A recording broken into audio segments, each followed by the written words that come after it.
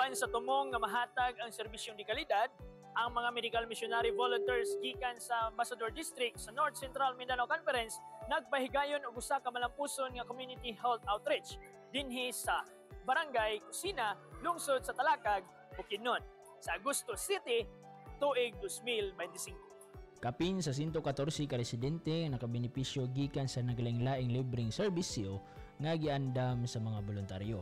Lakip sa mga serbisyo nga gihatag mao ang libre nga eye check-up, kauban ang libreng reading glasses, uric acid ug blood sugar test, ug therapeutic services sama sa massage ug hydrotherapy. Gihatagan usab og konsultasyon ang mga pasyente ug gitutukan ang pagtudlo kanila sa natural remedies alang sa mas maayong panglawas ug spiritual and mental health counseling. Gawa sa serbisyo sa panglawas, ang MMV naghatag usab sa libreng haircut ug tool sharpening nga nagpakita sa ilang tibuok kasing-kasing nga pag-alagad sa komunidad. Maing buntag sa ngalan sa katawhan sa Barangay sa Kusina, sa lungsod sa Talakag, kami mapasalamaton kaayo sa Seventh-day Adventist nga ato mga brothers and sisters. Ang among barangay naka-avail sa ilahang medical program.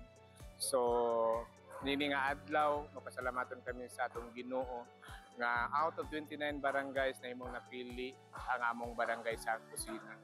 Daghang kayong salamat o maayong buntag sa aton.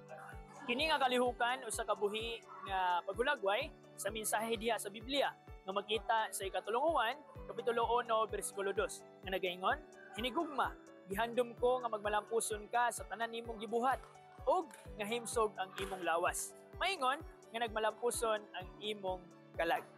Ang mga voluntaryo nagpakita sa ilang pasalig nga sa pagtabang sa ilaha nga mga sigkatao.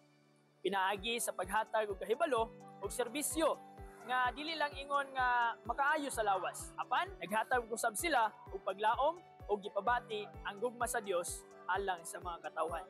Kini si Siljon Ray Marianas alang sa Adventist Light Media News Update.